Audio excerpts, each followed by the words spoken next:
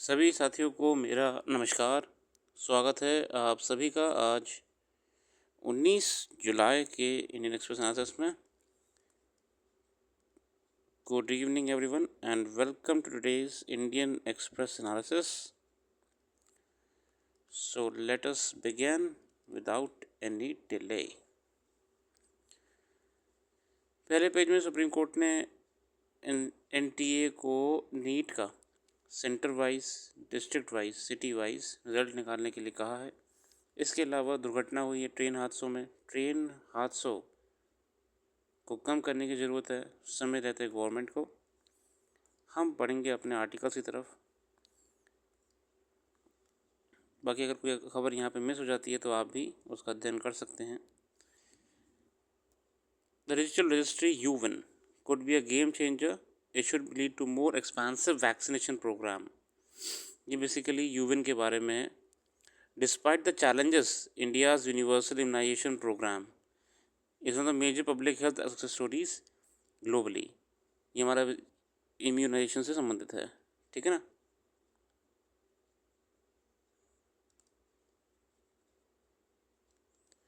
UN the government planning to launch a digital vaccination registry. क्या होगा ये? एक डिजिटल वैक्सीनेशन रजिस्ट्री।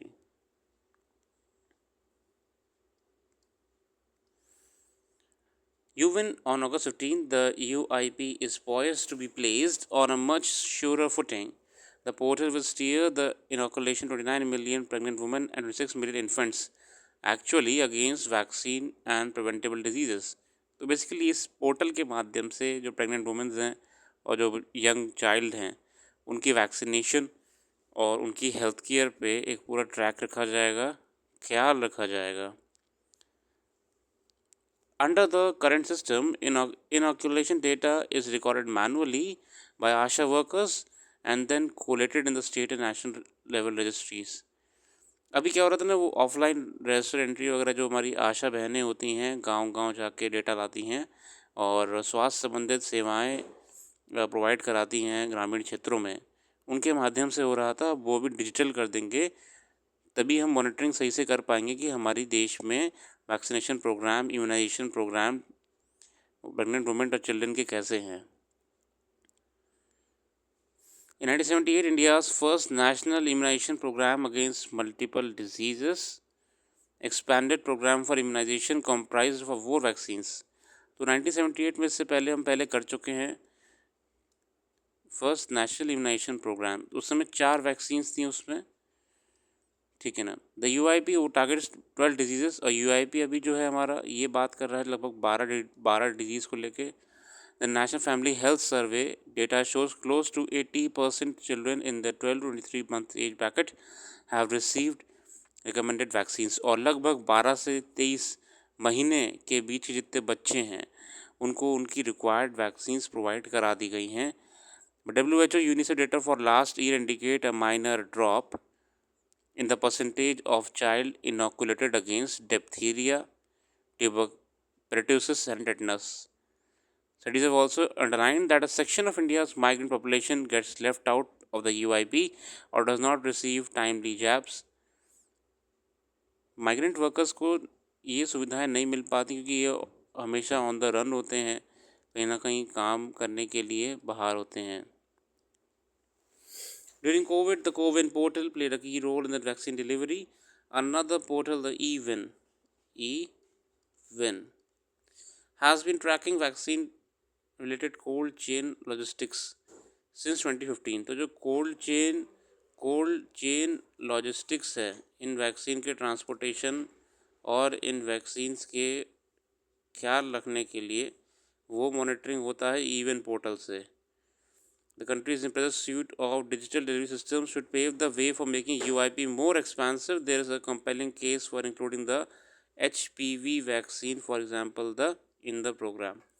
तो लगभग इसमें ईवन पोर्टल और यूएन पोर्टल में फ़र्क ये है कि यूएन पोर्टल के माध्यम से हेल्थ और वैक्सीनेशन डिस्पेंस कैसे हो रहे हैं इनको ट्रैक करा जाएगा और ईवन पोर्टल से कोल्ड चेन लॉजिस्टिक्स को करा जाता है। ईवन पोर्टल 2015 से चालू है। यूवन पोर्टल हमारा जो है अभी ही चालू कराया गया है, ठीक है ना। ई विन पोर्टल किस चीज़ के लिए है? Cold chain logistics, cold chain logistics.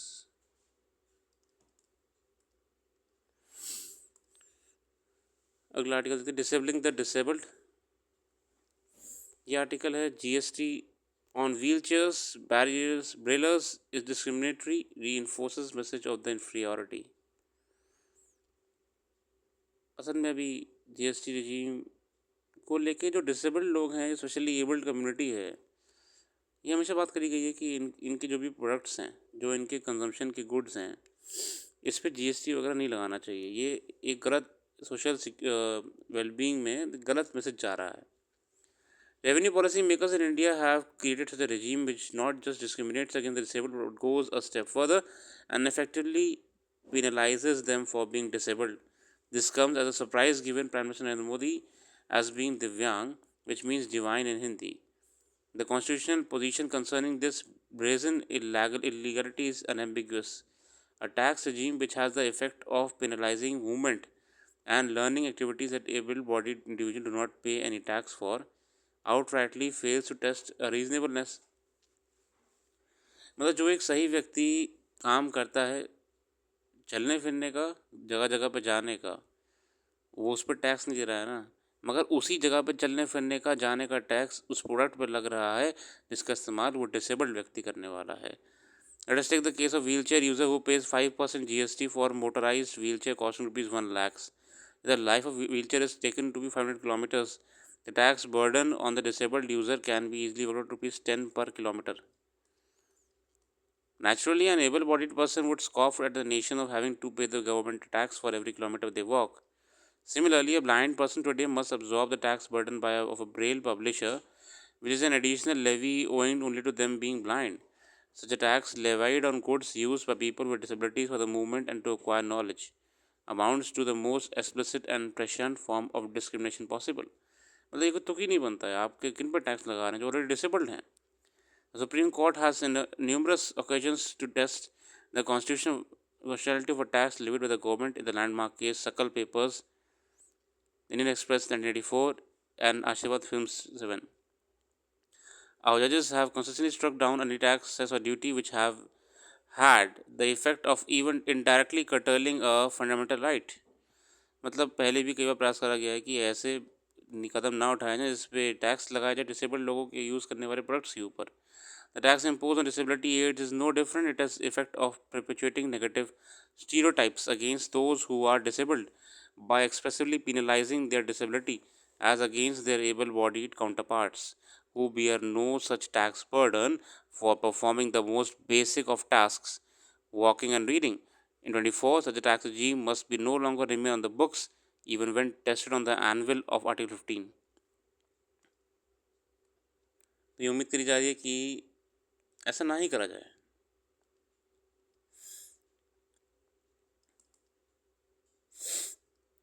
आगे देखेंगे, यहाँ पे आर्टिकल बेसिकली ये तो ऑपोजिशन को लेके था, डेरेक ओब्रायन साहब का, पढ़ लीजिएगा, मैंने पढ़ लिया, ठीक है, कुछ खास नहीं था, ये आर्टिकल भी कुछ खास नहीं है, मगर अगर आपको लगे तो बिल्कुल अध्ययन करिएगा, सारे आर्टिकल ज़रूरी होते भी नहीं हैं। ये एक कम्युनिटी के बारे में पता लगा है जो कि अभी तक अनकॉन्टैक्टेड रही है। The largest uncontacted tribe in the world who live in the Amazon rain forest और southern eastern Peru. Indigenous NGO Survival International has released rare pictures of the Mashu Piru tribe peoples in southeastern Peru, one of the world's 100-odd uncontacted tribes.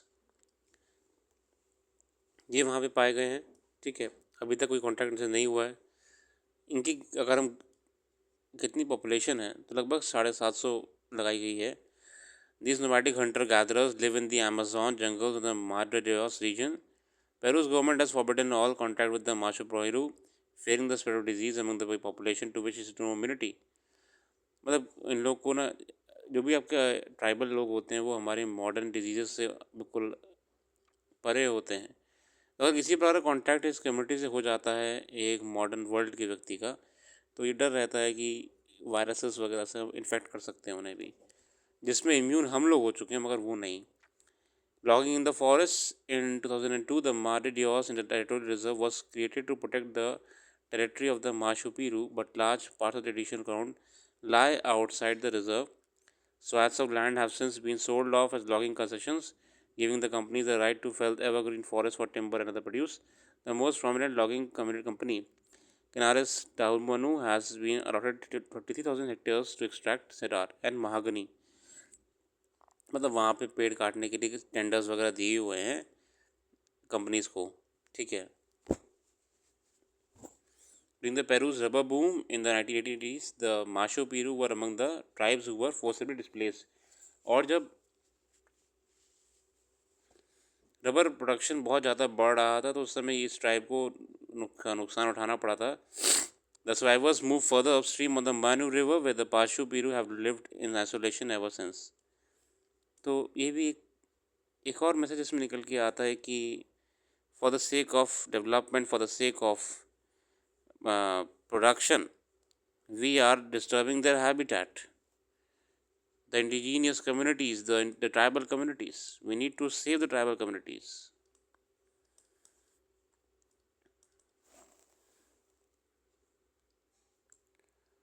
This article is related to Green Revolution in Maize, written by Harsh Damodaran.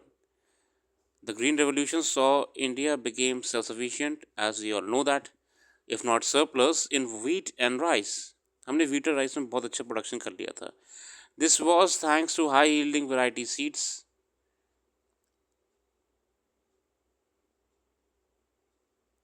by institutions such as Mexico's CMMYT and New Delhi's IRI under the leadership of M.S. Swaminathan and Norman Borlaug. Another revolution, albeit less celebrated, has also taken place in India and maize between 1999 to 2000. हमने मेज़ में भी उत्पादन अपना बहुत बेहतर कर लिया है समय रहते. Food and feed to fuel. Unlike rice and wheat, hardly a fifth of India's maize production is used for direct human consumption. An estimated 60% goes as feed for poultry, birds and livestock. जो मेज़ होता है अपना ये ज़्यादातर 60% लगभग जाता है आपका फीड करने के लिए पोल्ट्री, बर्ड और लाइवस्टॉक को. This is indirectly consumed as food in the form of chicken, egg or milk. A market-ready broiler weighing 2.5 kg consumes some 4 kg of feed during the cesarean cycle, effectively making the chicken we eat maize with wings. Broiler feed contains 55 to 60% maize by weight, while egg layer feed contains 60% and cattle feed 50-20% मेज़. मतलब ये बताने का प्रयास कर रहे हैं कैसे मेज़ का डायरेक्ट कंजम्पशन बेहतर रोल नहीं है मगर इनडायरेक्टली ये हमारे लाइफ स्टॉक फीड में इस्तेमाल होता है. Now maize has emerged as a feedstock for ethanol that is used for blending with petrol. Distilleries run on sugarcane molasses and juice syrup during the crushing season. तो इसका एक और role है ethanol blending, जो हम देखते हैं petrol को करा जा रहा है ताकि कार्बन एमिशंस को भी कम करा जाए डायरेक्टली, वहाँ पे इसको इस्तेमाल कर रहे हैं. A new kind of maize, Waxy.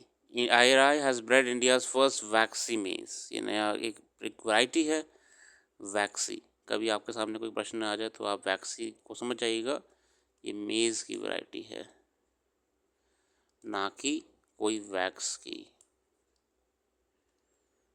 The starch in maize is a mixture of two polymers comprising glucose molecules bounded together in a straight chain. Normal maize starch has 30% amylose and 70% amylopectin. The starch from IRI's Waxy maize hybrid has 93.9% of amylopectin. मतलब इसकी जो quality और गुणवत्ता है वो और ज़्यादा बेहतर है. Meanwhile, अगर हम नई वैराइटीज़ की बात करें तो CMIT has opened a maize of double haploid facility at Kunigal, Karnataka. Establish in partnership with university of agriculture sciences Bangalore. यहाँ पे 100% होमोजाइगोस and genetically pure inbred lines of maize that can be used as parents for further cross breeding and breedings of hybrids का उत्पादन करा जाता है। In the conventional process, inbred lines are formed by continuous self-pollination for 68 generations. It speeds up inbred line development, thereby improving the efficiency of maize breeding and shortening the process. The green revolution in wheat and rice was a result of farmers cultivating high-yield varieties, mostly bred by CIMMYT, IRI and other public sector research organizations. जो green revolution में जो हमने use करा था ना wheat और rice को, वो भी IARI और CMYT द्वारा बनाया गया था.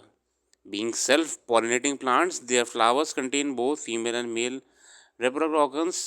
These crops aren't amenable by hybridization.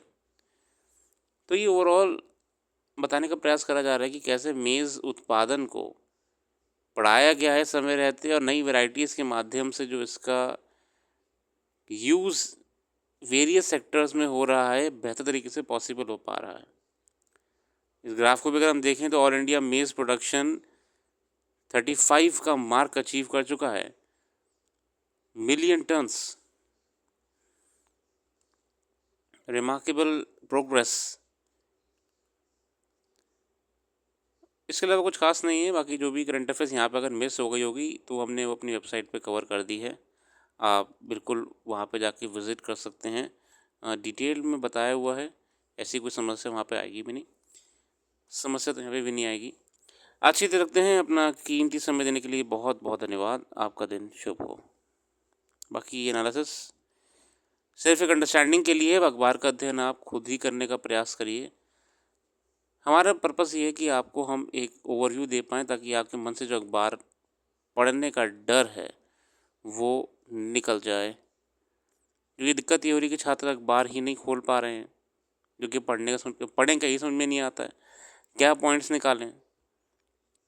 और यूट्यूब पे जो एक घंटे की वीडियोस बनी हुई हैं जो पूरा सब कुछ बता देते हैं XYZ, उनका नुकसान ये है कि वो इतना डिटेल दे देते हैं कि बच्चा मेहनत नहीं करता है. और मेहनत नहीं करता तो उसके रिज़ल्ट में, उसके आंसर्स में वो परिवर्तन देखने को भी नहीं मिल रहा है. कोई एक एनालिसिस है, आपको हमने ओवरव्यू दे दिया कि अखबार में क्या इंपॉर्टेंट आया था, हमारे आपसे क्या इंपॉर्टेंट है. इसके अलावा आप भी अध्ययन करिए अखबार का तो और मज़ा आएगा. खुद से पढ़ेंगे वो तो लाइफ टाइम आपको याद रहेगा और यही एग्जामिनेशन में ज़रूरत है. आशा यदि रखते हैं. अपना कीमती समय देने के लिए बहुत बहुत धन्यवाद. आपका दिन शुभ हो.